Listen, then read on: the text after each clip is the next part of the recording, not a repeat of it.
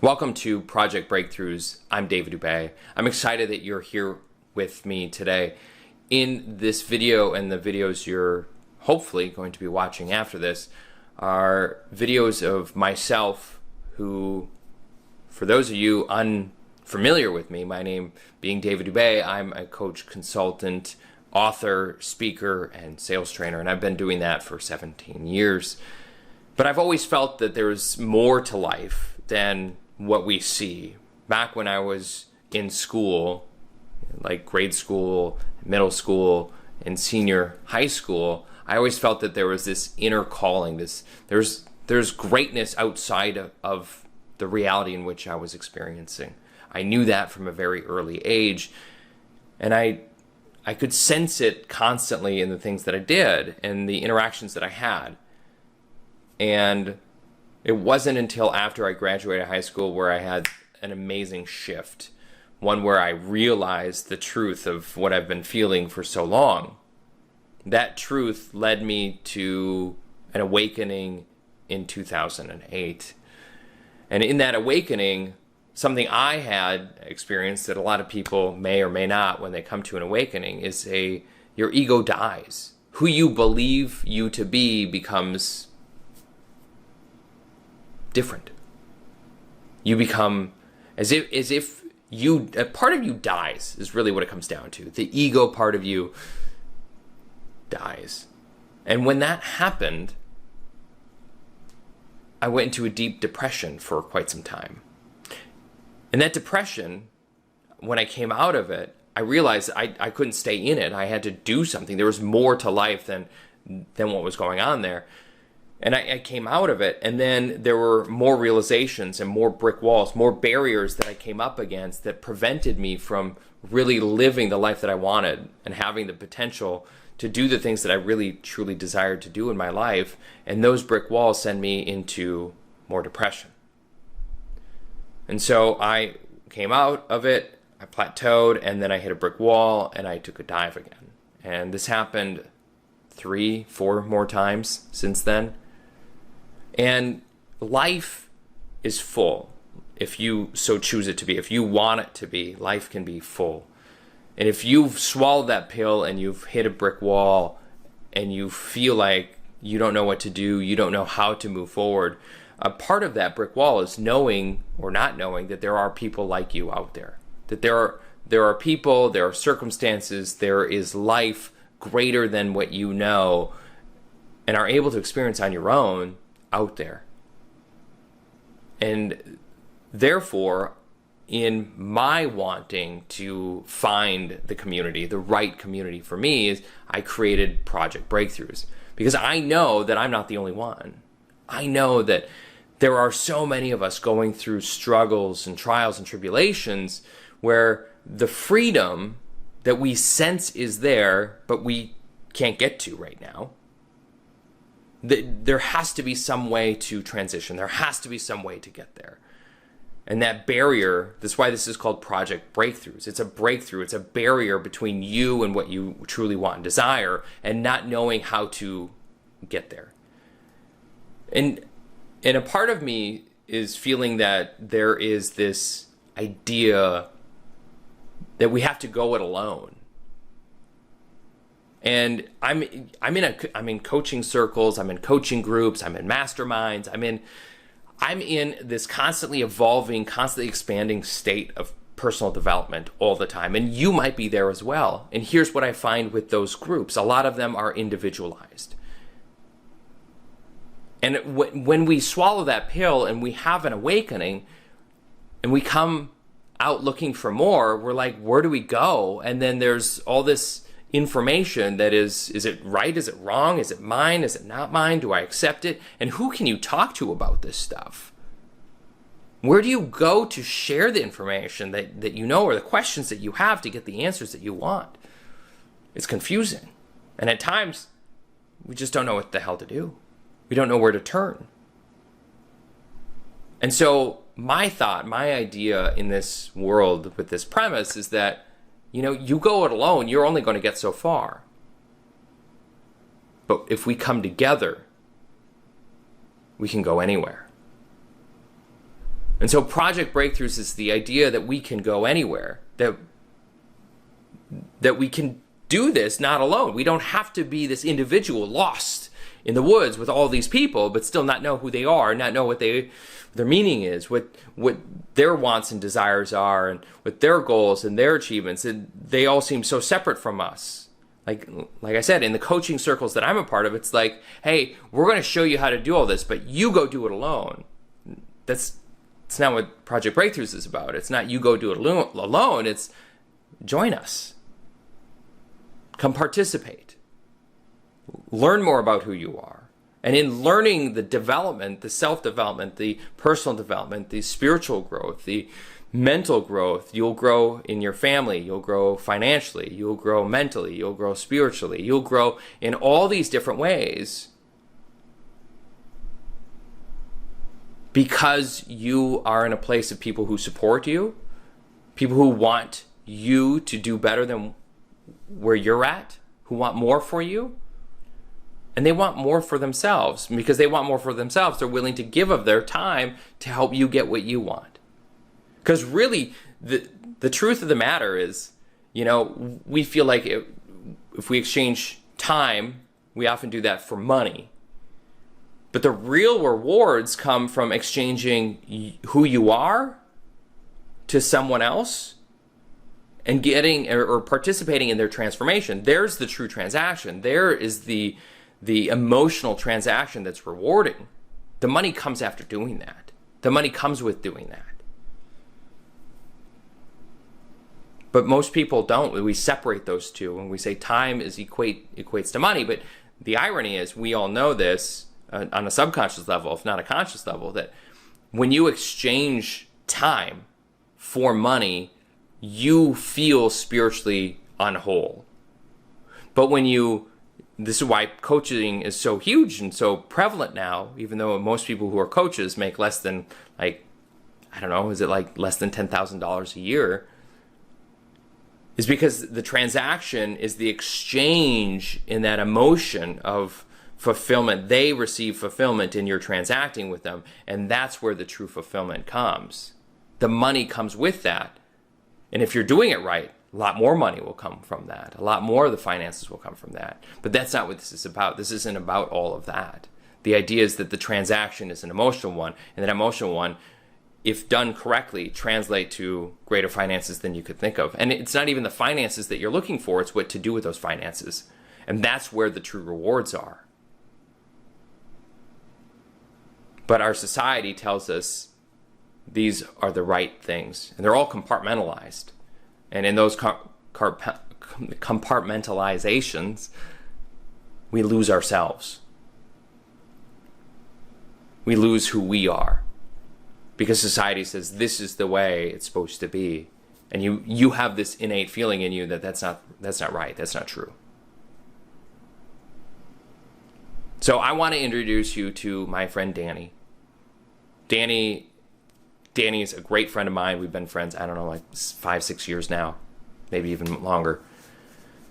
Danny's a person who speaks into the Bible like no one I've ever seen and relates it to things like the law of attraction and takes it from a religious context, which so many people live and guide their life through, to a much more fundamental ability to read it and to understand it and to comprehend its teachings, which also, if you're a religious person, that's great. I urge you to listen to Danny because Danny's going to share things with you. And if you're not religious, I also recommend, because the reflections you will gain from what Danny shares is amazing. He's not religious. I'm not religious. Diane's not religious. We're spiritual. And whether or not you are, that's up to you. I'm not here to judge you and your beliefs.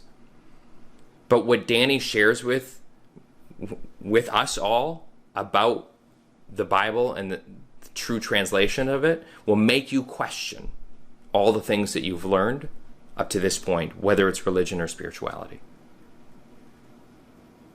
My friend Diane, she's a clairvoyant. She reads into things like no one I know. and shares some amazing stories. So I'm excited for her to share those stories with you. I'm excited for you to hear us have a conversation. So sit down, buckle up, pay attention. I look forward to seeing you in the next video. Take care. I didn't carry the way. I literally did not carry the way. Well, I get that, but I understand what Diane was saying. She's like, I just don't want this on record yet. Right. Yet. Keyword Yes. is yet. That's For right. sure. Yeah. I know that's the keyword too. Like, Oh yeah. There's going to be a time that I'm going to be like, standing. What? I did the camera. I mean, Yeah. hopefully not. But the money thing, I totally agree with that. Yeah. So money's made out of air. It just is air. So that's why the whole idea of crypto, I guess, was just simply more air. No matter which game you're in, crypto or, the dollar, Right. or what game you're in, it's designed to fail. There's nothing backing it whatsoever. When we first started with money and it had a backing and it was like, I have 3 pens. I can lend you a pen. And I still have 2 pens to back up. So it's like, oh, you run out of ink. I still have 2 pens. Right. Something tangible that you can touch, that you can count. Right. That was a long time ago. As soon as they stopped using gold as a backing, started using credit, and this whole idea of, I put $1 million in the bank, and then that allows the bank to spread it out to 10 million people. They just thin it out. One of those takes their million, and then they put it in the bank, and the bank once again spreads it out, and they thin it and thin it and thin it and thin it. Right. As Danny is fractional lending, but we all know it's because it's insured that they're able to do that, and it's still not backed by anything. It's backed by nothing. It's a complete game that is designed to fail. Right. It's backed by a promise. Right. Even writing a check is just a promise for money. That's all a check is. It's saying, I agree that I owe you this amount. And so I write out a check and I pass it to you. It's a promise for money. People go, oh, it's as good as in the bank because I have it in my hand. No, it's not. It's a piece of paper that says, I agree that I owe you this money. And that's what every transaction is. I agree that I owe you this money. So we're gonna make that transaction. I'm waiting for it still. Are you still waiting for it? It's in the mail. I'm still waiting. It's in the mail. I believe you. I know several of those lies. So I just won't say it. I mean, it's similar to, back in 2010, I was in a situation where I worked for a guy who owed me nearly $60,000 of cash that he never paid me. And I did work for him, right? So it was like legitimately owed, never paid. But then the government owes us money that we're legitimately owed that's never paid. I mean, they don't? Oh my gosh. What? They don't pay? Well, so the idea, and Danny and I have talked about this many times, that through our social security number, there's I don't even remember what it's called. There's SESTA-QV. Yes. Yes. Yes, SESTA-QV Trust. Right. Where you're already insured by them, and they can take money out on your trust. So every time that you are given a ticket, a speeding ticket or whatever, they go against that trust and they claim money off of it. So they're getting paid on you no matter what you do. My understanding, I could be wrong. My understanding is when I look at my birth certificate, my name is in capital letters. Right. So I was incorporated right from the beginning, right from the get-go. And here's your number. So in Canada, we call it a social insurance number. Mm-hmm. So my understanding is that allowed my government to say, look at all the births that we've had in our country. And here they are now registered.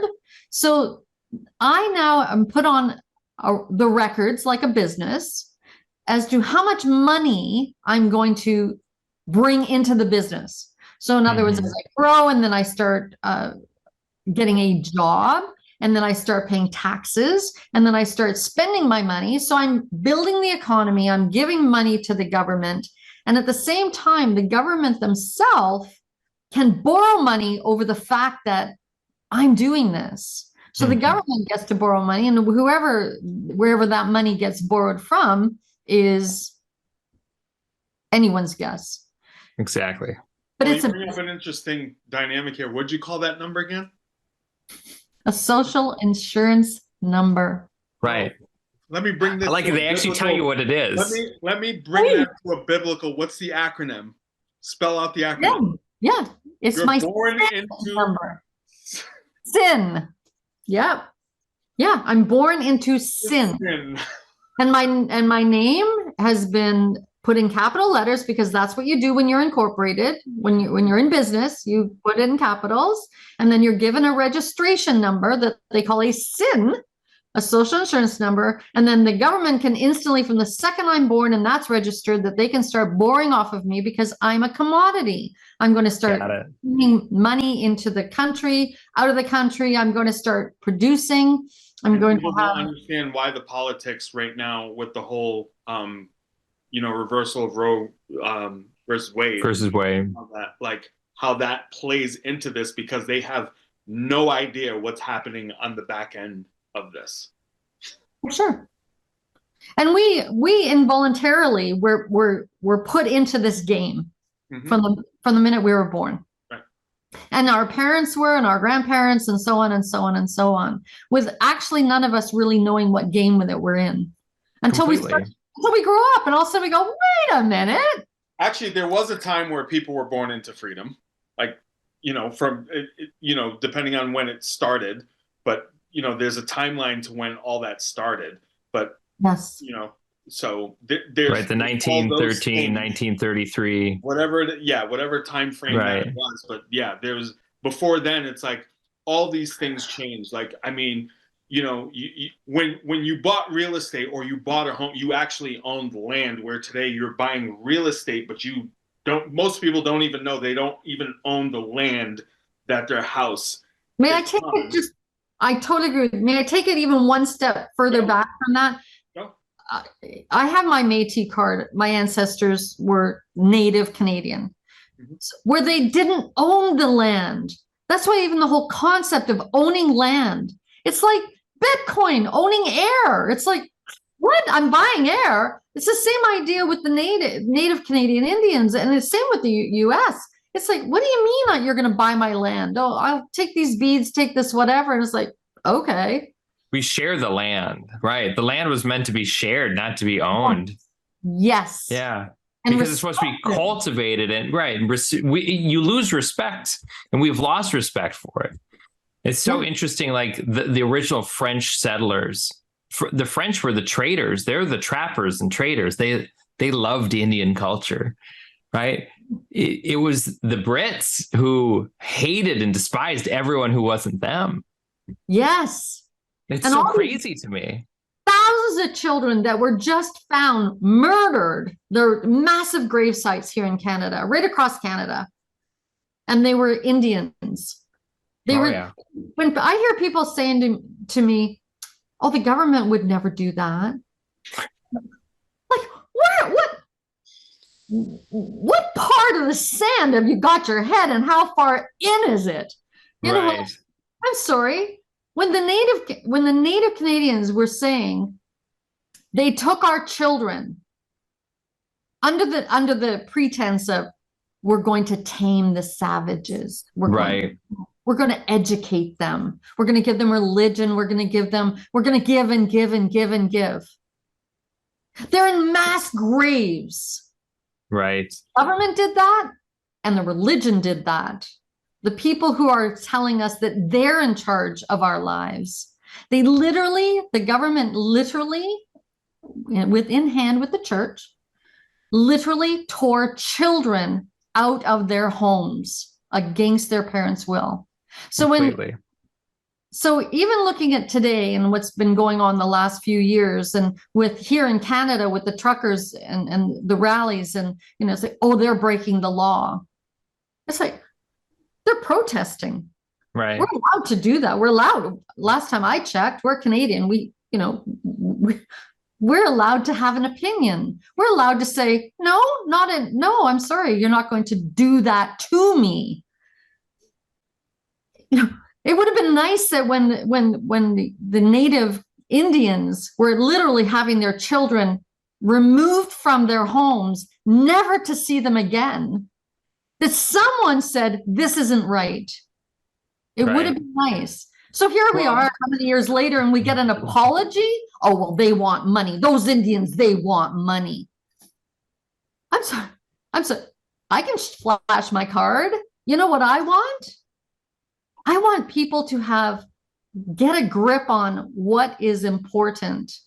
It's important that our neighbors are free to, as we mentioned a moment ago, that in Canada, we have such a beautiful pot of just everything. It's like, come on in, and that's the nice part of it. But that doesn't mean that even when I was younger, when the Italians were coming in and they were called wops, and it was like, oh, those wops. I was like, and then the next, all those Polish. Yeah, like it was always this whole idea of, they haven't been here long enough to be one of us. I'm sorry, are we not called the human race? Right. So I love the idea of just getting back to, as we mentioned earlier, about when we have land, the land belongs to everyone. The water belongs to everyone. Completely. This whole idea, this whole idea of someone stepping in and telling another human being, one human being telling another human being, this is the way you have to live. Like we said earlier, when the British came and they were just like, no, I'm sorry, they're not like us. So we have to remove all their children. We're going to educate them. And we're going to, these savages, the Indians had it right. Right. They shared. They shared, they followed along with the animals, they followed along with the seasons, they moved, they worked in harmony with the planet. Right. Yeah. Their idea was to leave it better or the same than the way they found it. Right. They respected things. Like the movie Dances with Wolves. The movie Dances with Wolves paints a picture of the difference between the natives and the white man when they come along this land and they see all these dead bison and they've all been skinned, but their meat is just there to rot. Yeah. Like the Indians never wasted anything. Correct. But the white man wasted so much. There's a book, and I don't remember, I don't even remember where I took notes on it, but I took a crap ton of notes.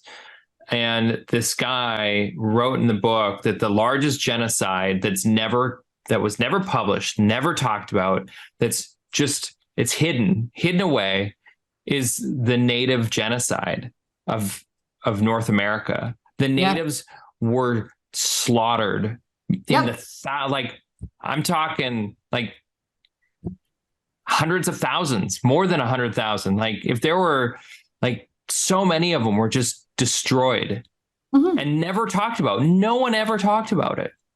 Yeah. Even all these graves, mass graves that we found across Canada here. There's just like, oh, the Pope apologized. I was just in Nova Scotia. One of my relatives said to me, I traveled with one of my cousins. And so I had a relative who asked if we thought the Pope really needed to apologize for that. Poor guy, he didn't see it coming. It was like, yes, I at the very minimum, an apology. He represents, that's what the Pope is about. He's the top. It would be no different than, any of the corporations I've worked for, right? You're the president, you're the CEO, you're the whatever. Well, you're the Pope. This is what happened under the watch of your establishment. And there's so much that they know and have, but they will never talk about, never discuss.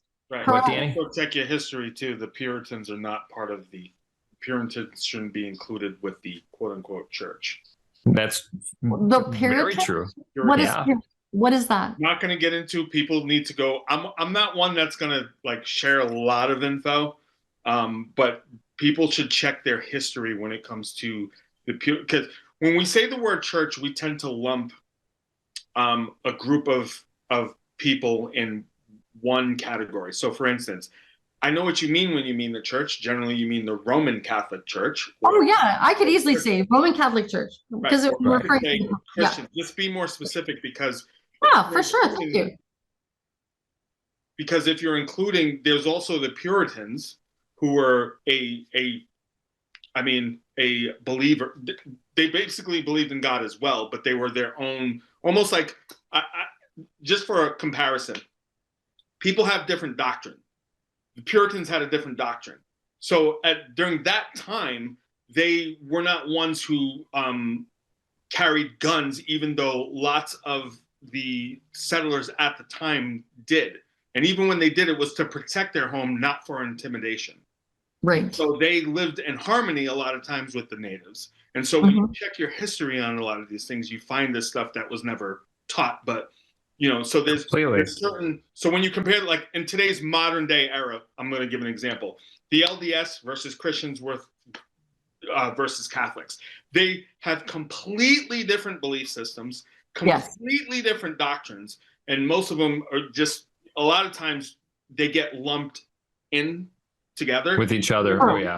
Even with terminology, just crossover with terminology, just those words like doctrine and beliefs and et cetera, or even the fact that you can say, hey, LDS is Latter-day Saints and they believe on Jesus Christ and this, but if you go into their doctrine, you're going to see that there's completely different set of beliefs that go along versus like the Judeo-Christian Church or the Roman Catholic Church or whatever. And so, and each one of those all have different beliefs like in themselves. So with that said.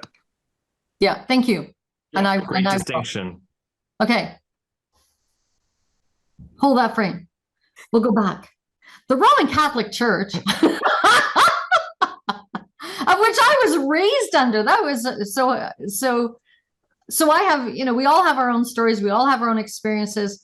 But as a psychic medium, when my mother discovered that I was a medium, one of the people I was brought to was a priest.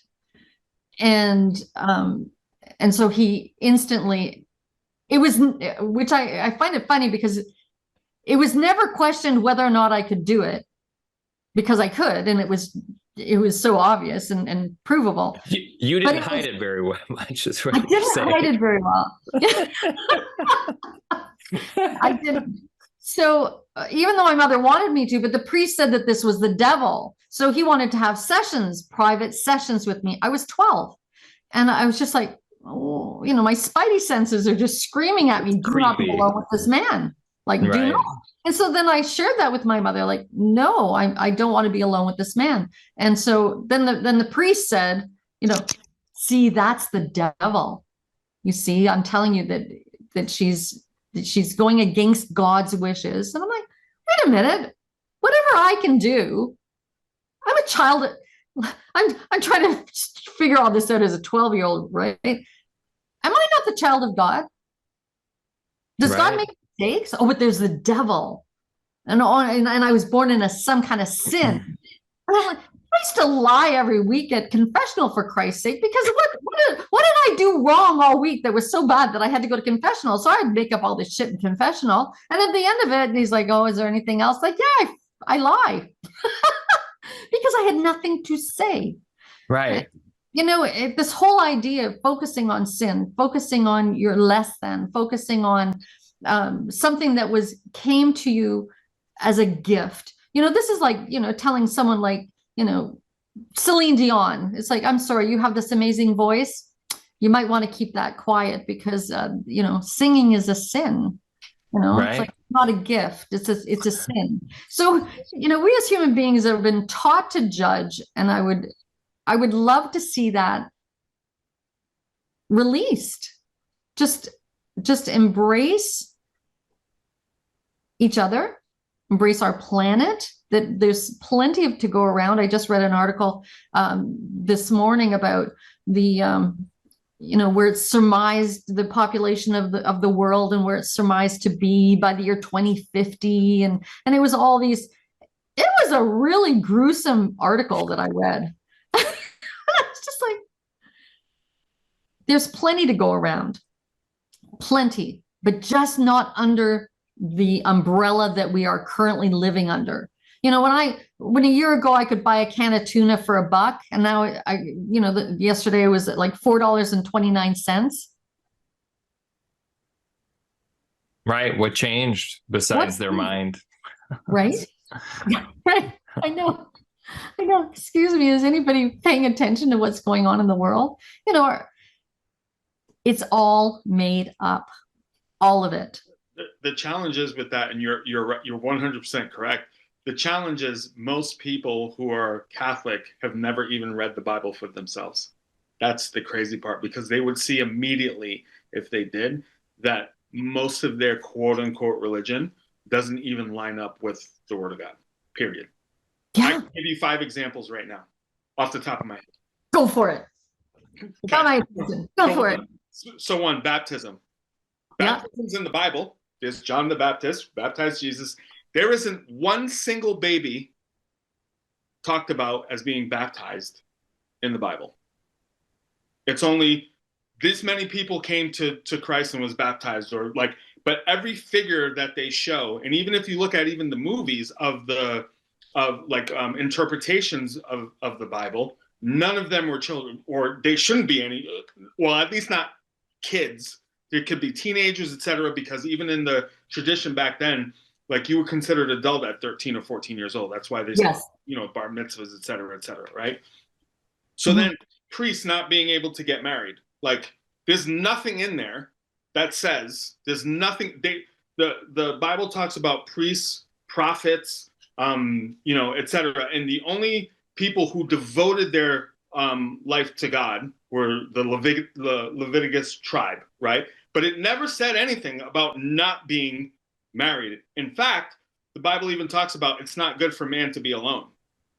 That's in Genesis. That's in like the first chapter of Genesis, right? So then you go into like confession.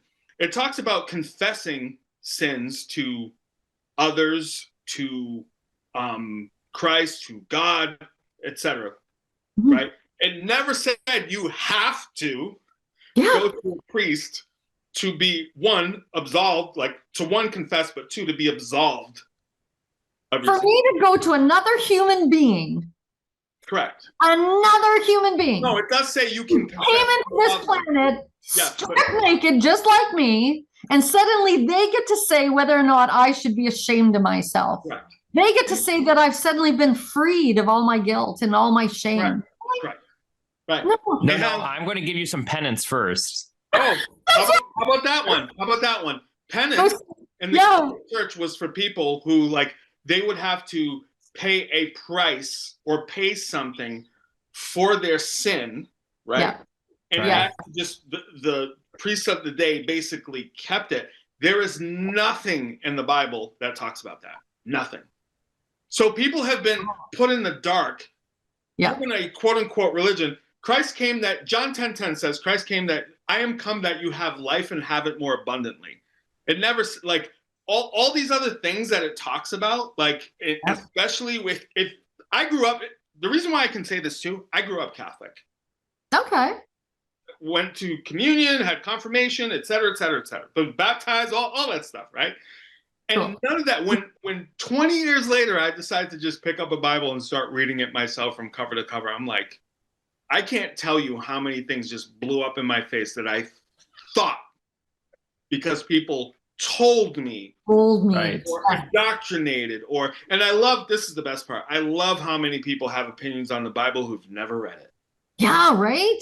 I think that's my favorite. Like, that's my one, from a person who reads personal development, law of attraction, the Bible, like esoteric stuff, et cetera, et cetera, et cetera, et cetera. It's like, most people don't even have a clue. And even the ones that think they even have a clue, they're still only on the superficial layer, because once you start to even understand Hebrew behind like the original stuff, it's like, it would absolutely blow your mind, but most people don't take the time to just pick up something, investigate for themselves, and then just ask questions.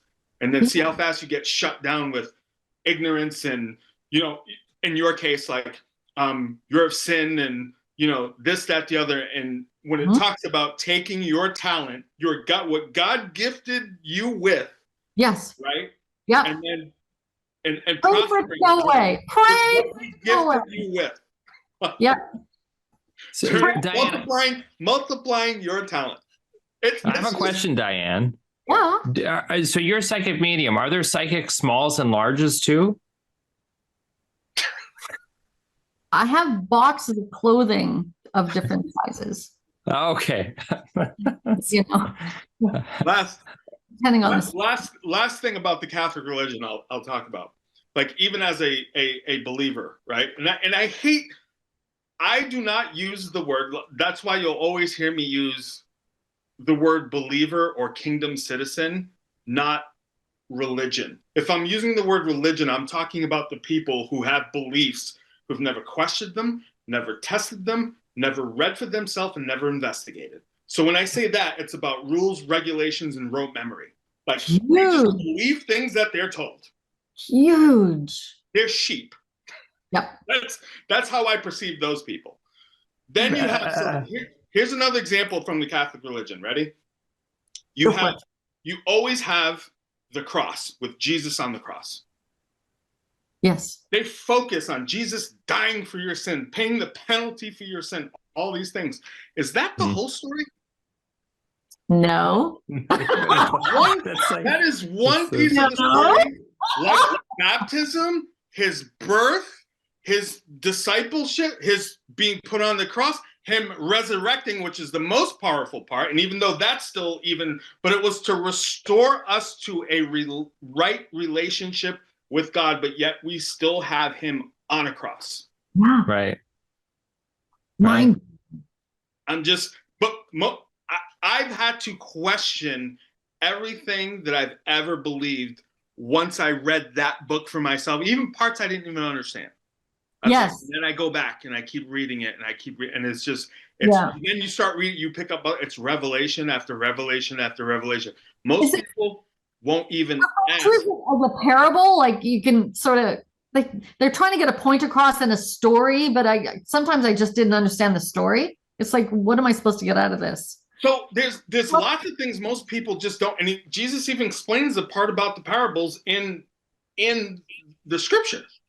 Like, he explains that. He goes, like, basically he tells them in parables because he doesn't tell them plainly because they can't handle it. It's kind of like, you can't handle the truth, so he's got to tell you a story so you can gather the truth about the story or go further, investigate it for yourself to see if it's true or not. So he always gives these examples of, like, let me give an example. So David and I had this conversation this past week, and I'll just share this too because it was that powerful. For years, I can't tell you how many years you've heard about the parable of the sower, right? But also the mustard seed. There were two separate parables. And he said the mustard, like, he gave the parable about the mustard seed, this, that, the other. Well, I was reading a whole separate book, and the guy who wrote the book basically said, he goes, I could sit here and give a whole preaching, like, on just the mustard seed alone. So that planted in me to go investigate mustard seed. Okay. So while there's tons of different types of mustard seed basically it grows into like a plant, and I'll give you 5 things about them quickly. Grows into a plant, etc. But they can grow, certain types can grow into full-grown trees, like full-grown like trees. The mustard seed, for example, is one of the fastest growing plants, like, for just to be harvested. So it's got like a 90-day harvest cycle. Okay. Wow. It mainly can be grown almost anywhere in the world with that kind of growing cycle. Okay. And here's the best part. Wow. I've never heard of preaching on this. I've never heard, like, I had to go dig this out and find it. It said that mustard seed suppresses weed growth. Now, when you compare that with the parable of the sower, it said the first seed that got planted was snatched out by the devil. The second one got choked out by weeds, by the worries of life. So right there it was saying that with mustard seed, it suppresses its own, it suppresses weeds. So that worry and this, that, the other, when your faith can grow so fast, and we have people even in quote unquote religion suppressing people's faith so quickly. Like some people get on fire and they just get brought down to because knees, they know what they read, they get on fire, and then you have the church, right? And I'm not trying to be critical, but it's like you have people or certain denominations, et cetera, and then they want to suppress people's faith as if you weren't already promised these things by the Creator himself. Yes. Yes. And so that was like so powerful. And literally it was just 2 lines that I sat there and took 30 minutes to an hour to go investigate, read all kinds of blogs, this, that, the other. And I was like, oh my gosh. That's great. God is so cool. Oh, Right? yeah. It brings so much more meaning to when he talks about not only the mustard seed, but then trees. Oh, yeah. The size and the magnitude and the reach of it.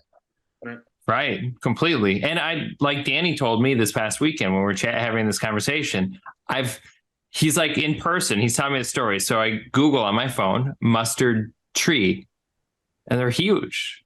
They're giant. Like, and the other part I told him too was like, and beautiful. It looks like the tree of life. Like, you know how you see the image of the tree of life? Like on the diagrams and stuff. And that's a whole nother story that I've been investigating myself, is the tree of life. Like just Genesis by itself, the book of Genesis by itself is so deep, people would not even be able to begin to comprehend if they just left themselves open to it. But tree of life, again, like was just, it literally looks like the tree of life graphics that you see, and it literally looks like the tree of life. So all the examples of birds going in it to get, shade and blessing, like food, and like all these things. You're just sitting there and you're just like, and again, the representation of just even the tree of life versus the tree of knowledge and good and evil. Like the knowledge of good and evil is equivalent to worldly knowledge versus God's knowledge, which if you read the Bible or look at scriptures yourself and just shut your mouth and just watch the world work, you will be dumbfounded. Yeah. Completely. It's There's even so much power. The tree of life that you mentioned, they always show the tree above ground and then the root system below the ground. Mm-hmm. Now been shown scientifically that those root systems reach out to everything that is within the vicinity. So a forest all speak to one, the trees speak. Mm-hmm. So here's another. So Diane, I'm so glad you point that out. And this is the part where I mentioned before about how these overlapping sort of disciplines that people would say that's of the devil. Have you ever heard of the Hermetic principles? Oh yeah. Yeah. It's in line with what you just said. Principle number 1, as so above is so below, and what is below is so above. And that in itself, okay, so because I can connect with other living dimensions, when I was in church being a good girl, it's like the Father, the Son, the Holy Spirit, and suddenly I'm not supposed to talk about the Holy Spirit because I'm the devil. It's like, what? It's like on earth as it is in heaven.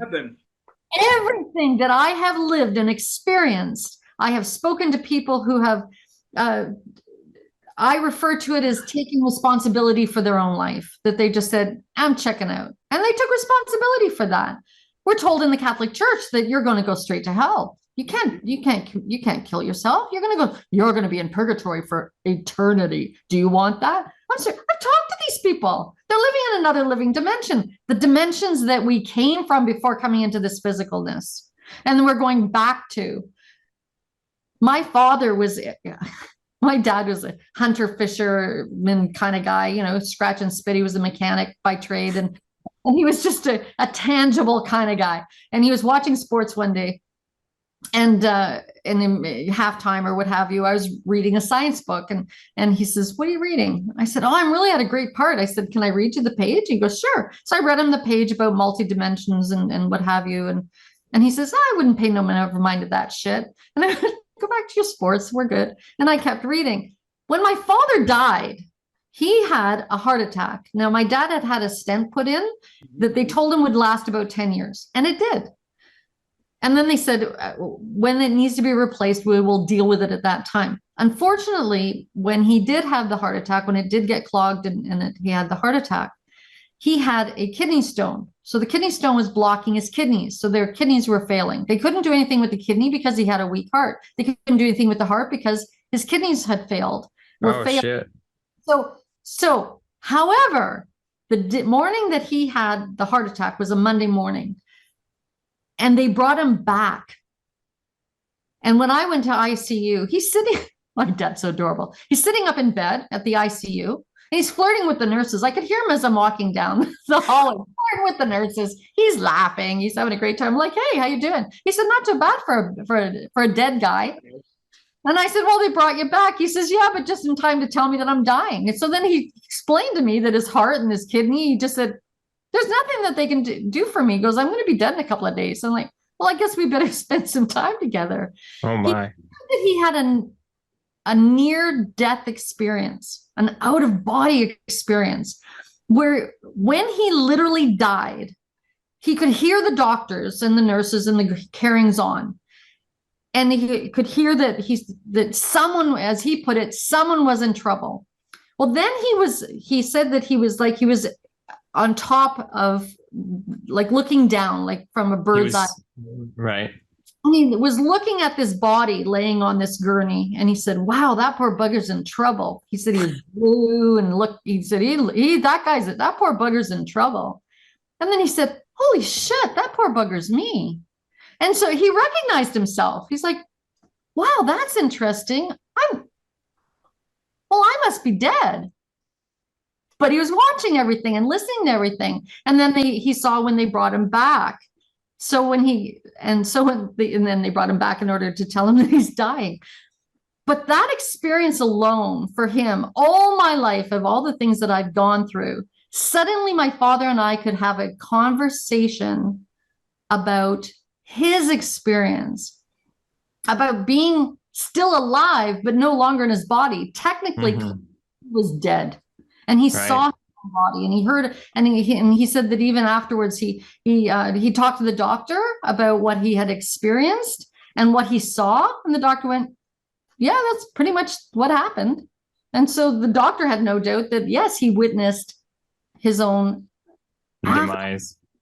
So when I've been trying to talk with my father about living dimensions beyond this one, he was on the fence. He was raised Catholic, and he was starting to get on the fence. Like, he'd stopped going to church for quite a while.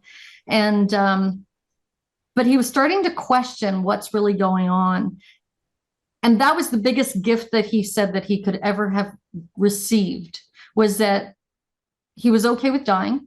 He was okay with the fact that there's another living dimension past this physical one, and that there was no heaven or hell. And I was like, "That's interesting, Dad." I says, "But don't they mention in the Bible, on earth as it is in heaven?" Mm-hmm. And so we get to choose. We are pure energy. Energy can never be created or destroyed. It simply changes. It transforms. But even when the Bible talks about how God created earth, first he thought it. So it came from the frequency of thought, and then it manifested into what we consider to be physical. Which even physical isn't physical, because at the smallest level, they know that it's still not really there. They don't even know what keeps things together. Exactly. So when I start talking about, I had years ago, I was hired by a realtor, and I would go when they couldn't sell a house, and the people would go and, he'd have a house for sale or a condo or what have you. And people would go in and they go, oh, it's got weird vibes here. He would call me and I would go check it out.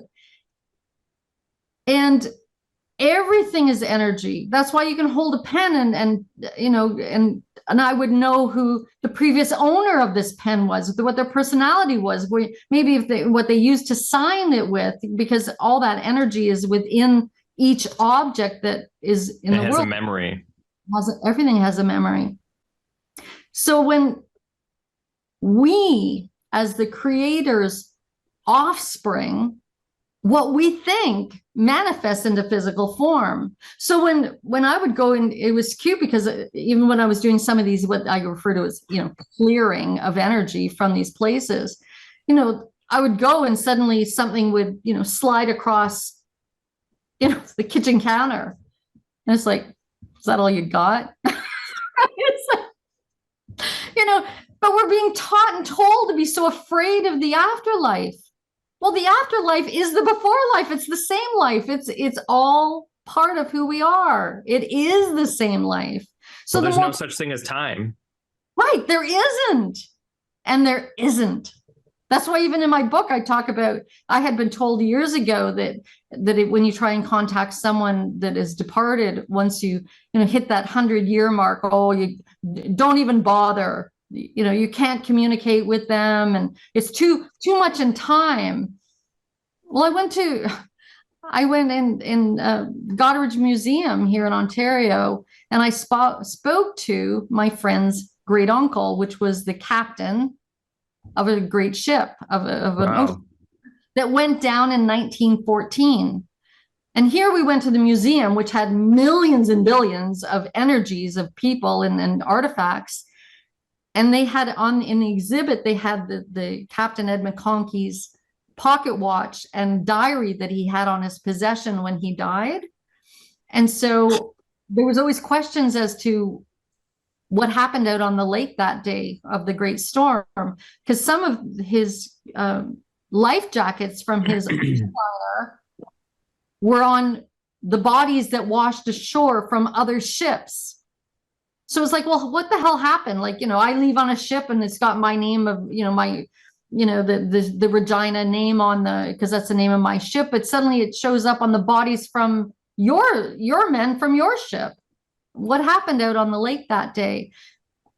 So my friend Bob McConkey and I went to the Goderich Museum, and they were kind enough to remove some of the barriers to the pocket watch and diary.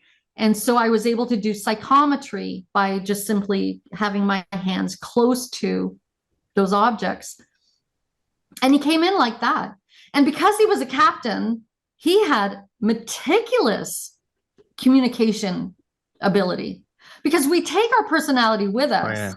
So that's, when people are poor communicators here in this life, and then I try and communicate with them once they've left the physical form, sometimes when I'm sitting with a family member and I'm getting nothing, like nothing, and I'll say to the person, I'll say to my client, was your relative quiet? Were they the type of person that you'd almost have to see them in the photo to know that they were actually there?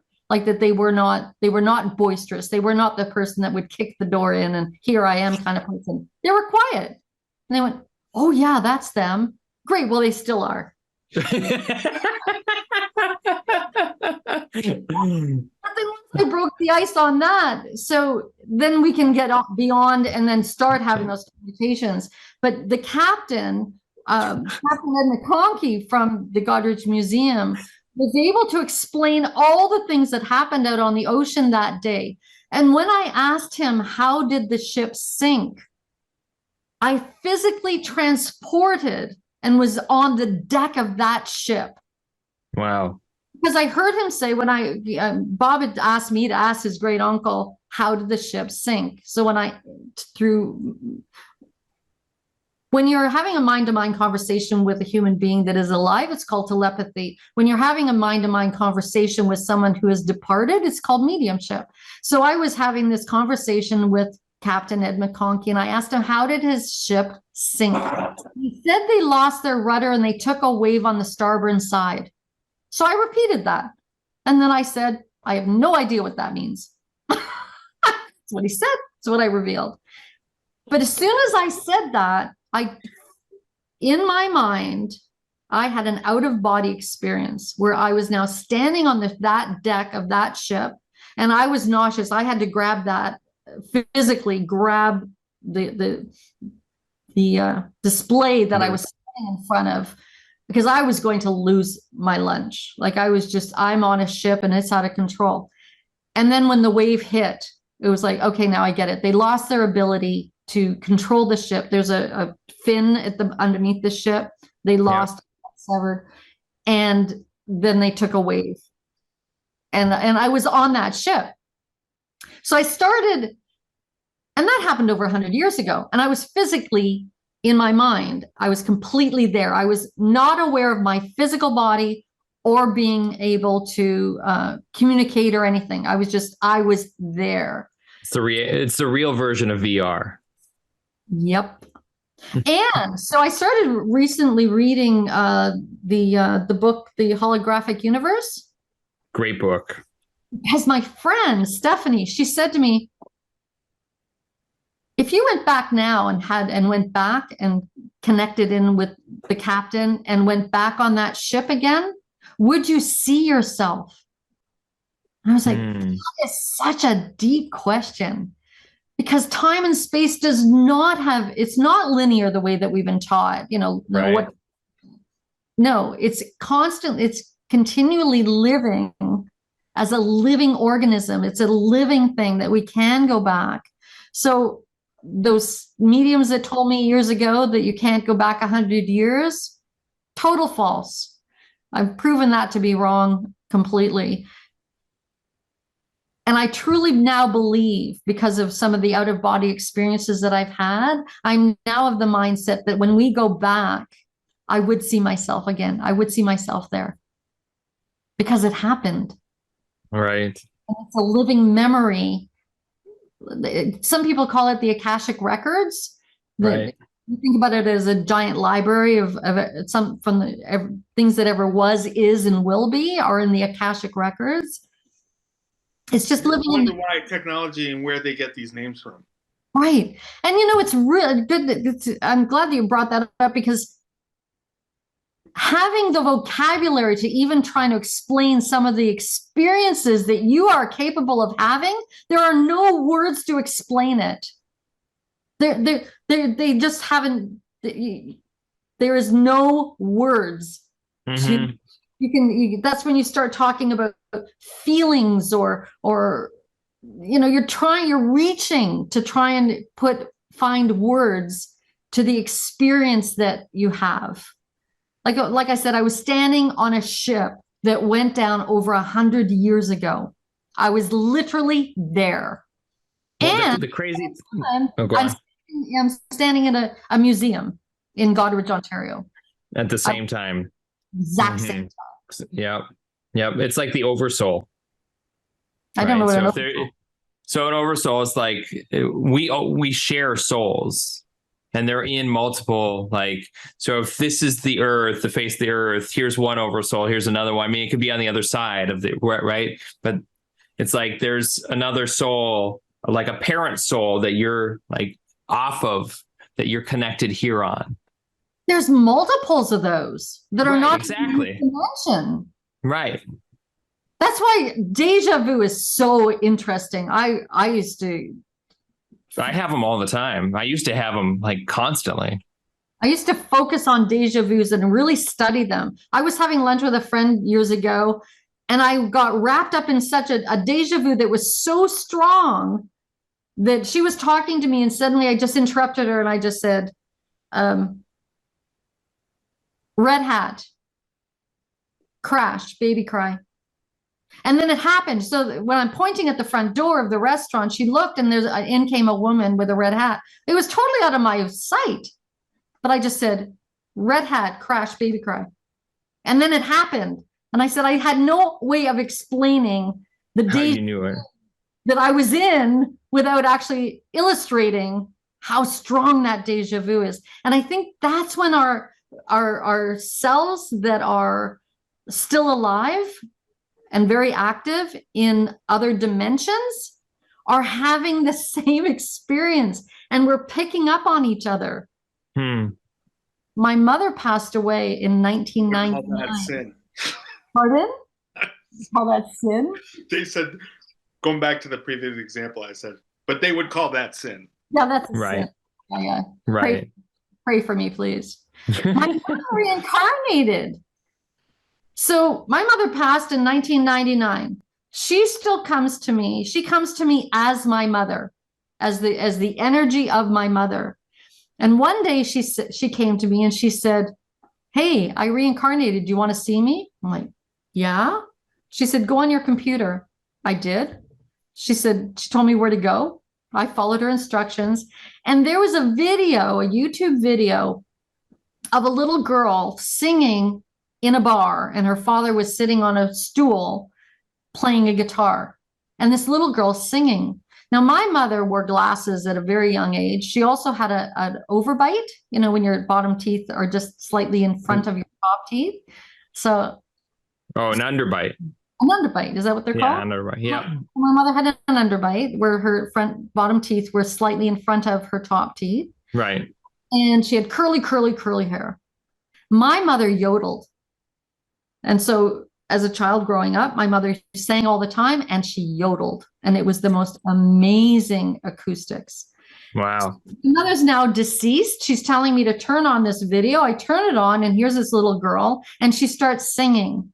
And in her singing, suddenly she starts yodeling. And I'm like, and the tears were pouring down my face. Oh my. My mother, the same energy.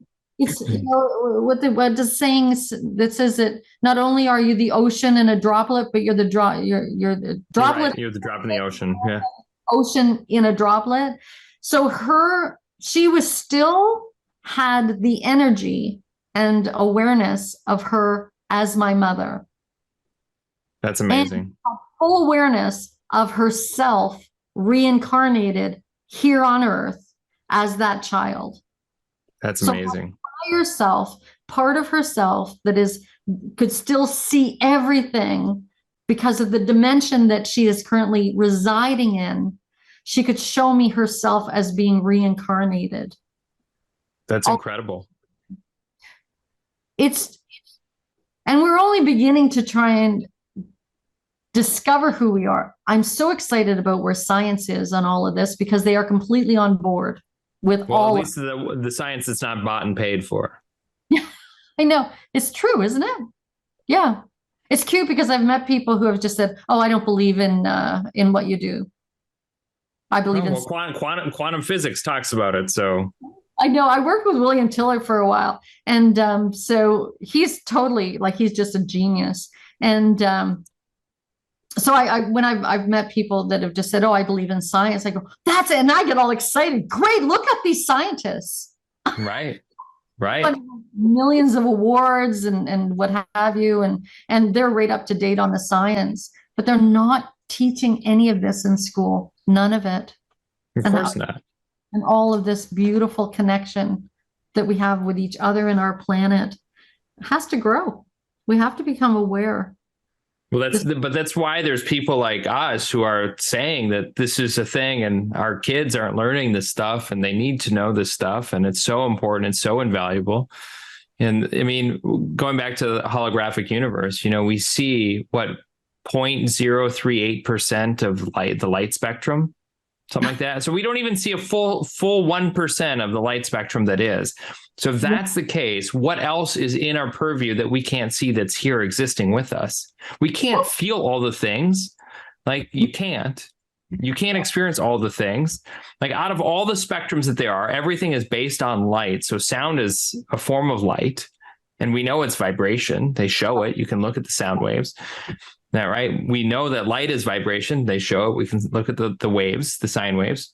And so if we can only see less than 1%, what does that truly mean for everything else? This is why our feelings are so much more important than what we can actually see with things, because our feelings give us greater understanding than we could ever see with. But most people ignore their feelings, so they don't even know what it is that they're seeing or experiencing. And so they assign it something different.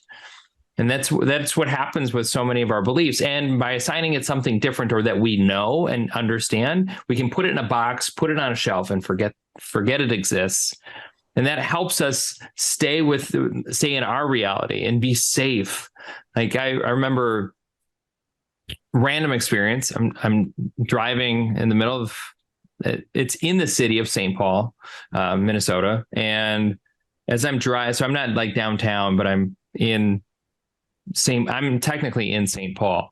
And as I'm driving down this road, I look above me and I see what looks like Orion's Belt, but it's summer. I have all my windows open. I'm like, Orion's Belt's like around wintertime, at least on this side where I have the planet. And so as I'm looking up, I'm thinking that, I'm like, okay, well, that's not what it is. And as I keep looking at it, the stars kept getting further and further away. So then I like stop my car in the middle of the road, and I like stick my head outside of my car and I watch this thing like go above my car. And I was like, that's nothing I've ever seen before. I pull off to the side in a residential area, and this kid comes out of his house who's lived there a while. And this kid, I asked him if he's seen this before. And he goes, yeah, my mom tells me it's a guy who's flying a kite in the park. I mean, whatever you got to do to sleep, man, whatever you got to do to sleep. I don't know what it is. I'm not assigning it anything, but I don't know what it is. Right. So. Exactly. Whatever helps you to sleep at night. Yeah. I mean, if you don't want, I mean, I suppose as a child, you don't want your kids to like freak out and not want to like just run away. We are taught how to hate. We are taught that if we don't understand something, you shoot first and then ask questions later. Completely. It's funny that you mentioned that, because just this past August, one of my son's wife, 2 grandchildren had taken blankets out in August to a park right across the street, and because the meteor shot through in August, so they were out laying on blankets out into an open park so that they could see them. And so one of them pointed out what looked like could be a satellite, because it wasn't linear. Right. So it's like, oh, that's a satellite. So then they start pointing out different satellites.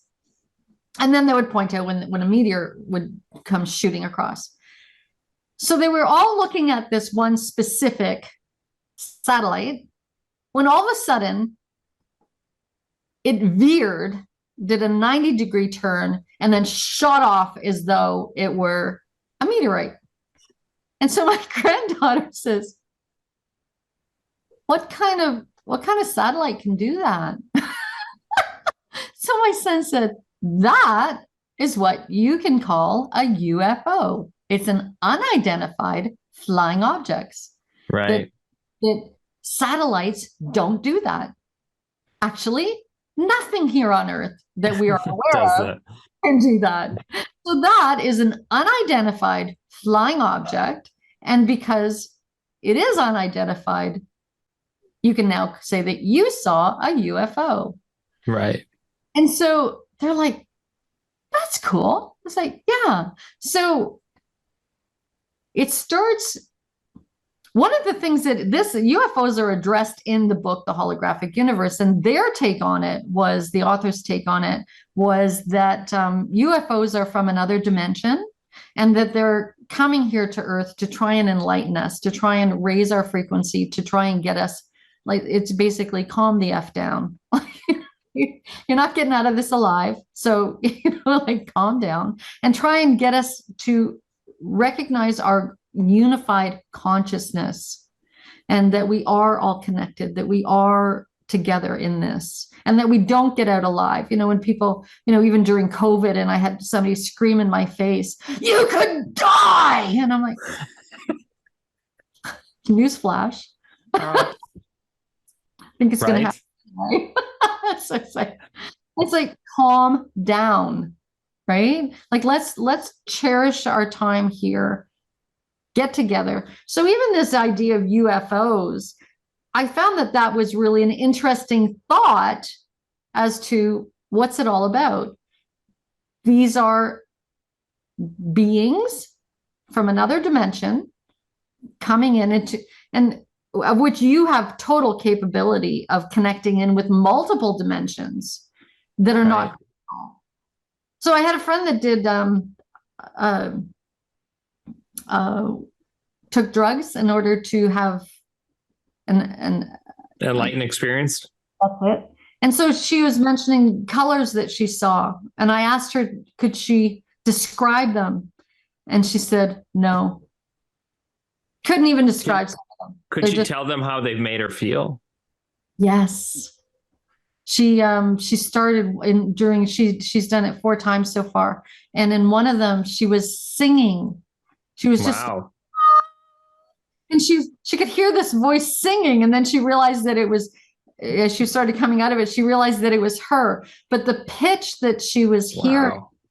So it made her, the experience made her physically sing a specific note. Wow. And I'm guessing from that was the frequency that she was in at that time. Right. Experience was that note. And so she was singing it. That's incredible. I thought that was really cool. That's super incredible for sure. Wow. But it's the vocabulary in order to have people calm down, first of all, that to realize that we have been duped, that isn't that a cute word? We've been duped.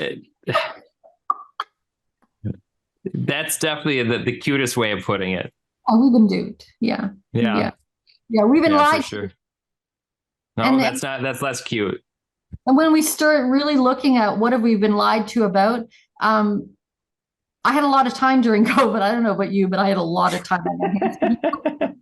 So I had a lot of out-of-body experiences, and a lot of, like, I meditate every day anyway, but particularly during COVID, just to keep my sanity, I really did a lot of deep dives. And so I asked the universe, show me what's going on. And it did. And then I asked, and that went on for months and months and months.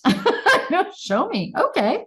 So all the answers that you're looking for are completely available within yourself when you connect in with your own openness to connect in with your own vibration and just take the deep dive inward. Everything is available. When I asked to show me what was real, I got nothing. Nothing. And I've asked this question several times. That's incredible. Show me what's fake.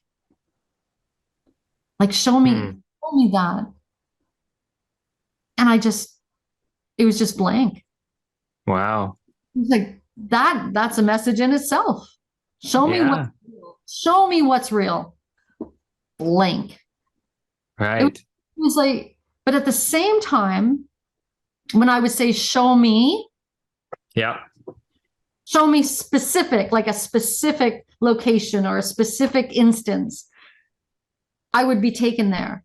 Right. So everything is completely accessible. So, but here on this planet, like, it's like, show me, is religion real? Is what we've been interpreting as the Catholic religion, for instance, is that real?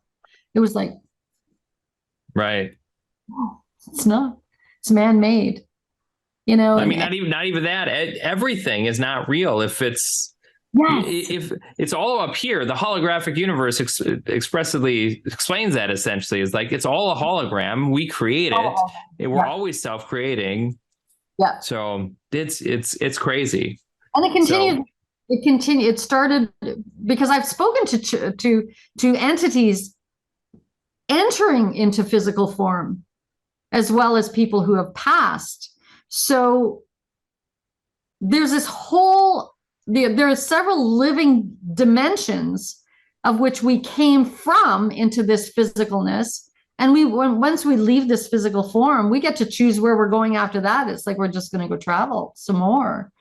So I find it really fascinating when I've spoken to entities or a soul, or, you know, like I said, this is where we can all get into trouble about vocabulary.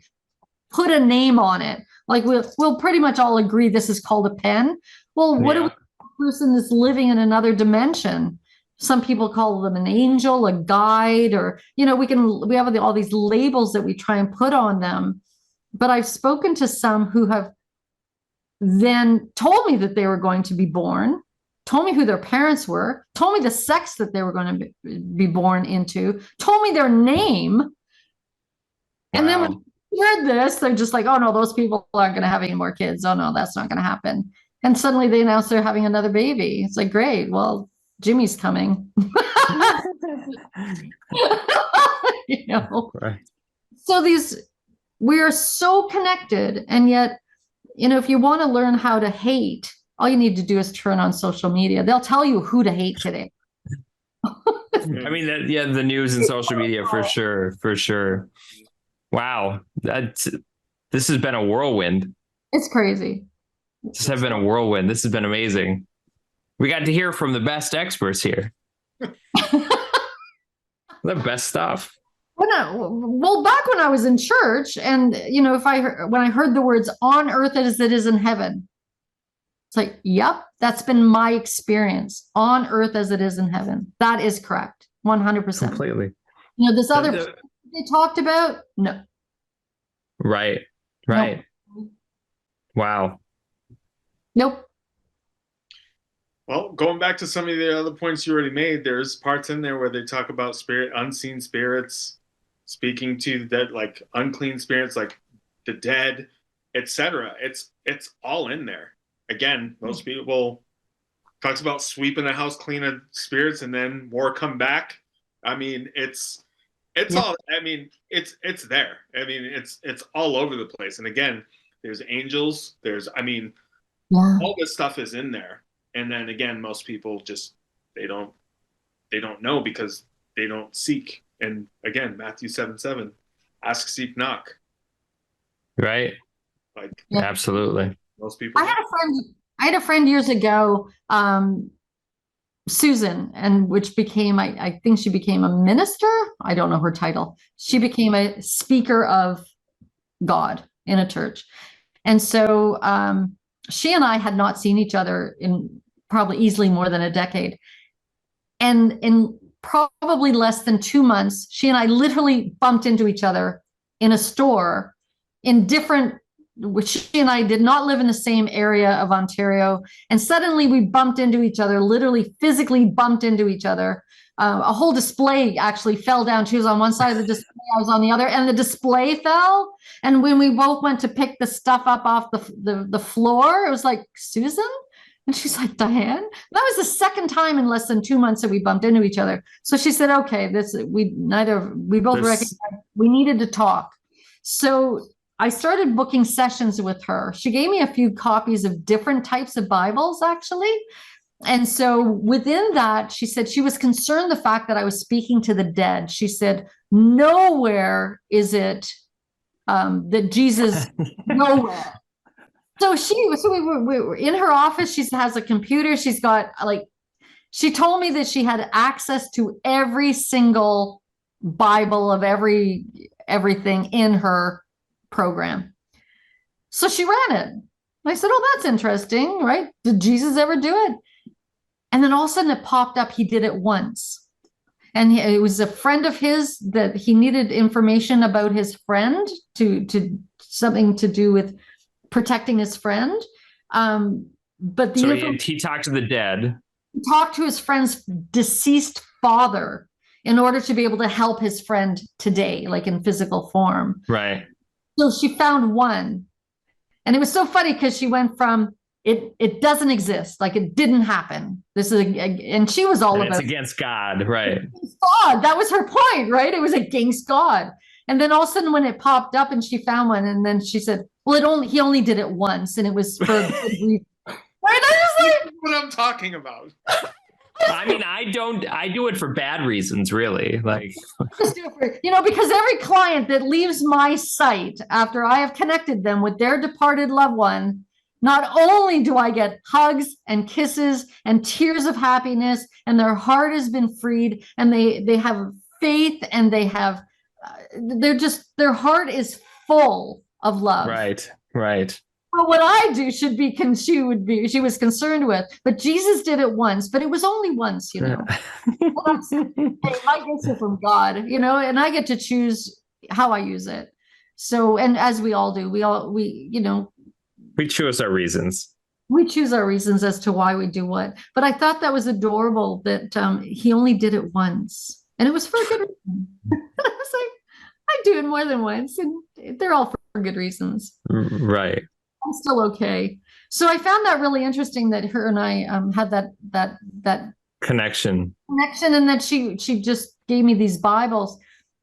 And what I was doing actually, Danny, was I would just open it to a random page because I just trust the universe that whatever message I was supposed to receive that day or that moment is what I would. It's one of those: open a book, point your finger, and I would read. And more times than not, it had really heartfelt, significant meanings that helped me at that moment. And that's the great divine at work. That's completely. That's just the great divine. It's the energy of who we are. Because that book and what I needed to hear, that inadvertently is me talking to me, giving myself what I needed at that moment. I completely agree. I do the same thing all the time. Absolutely. Yeah. So, well, guys, I think it's been over 2 hours. Oh my God. I mean, the first hour, the first 30 minutes. Yeah. So I think we should end there for now. That was awesome.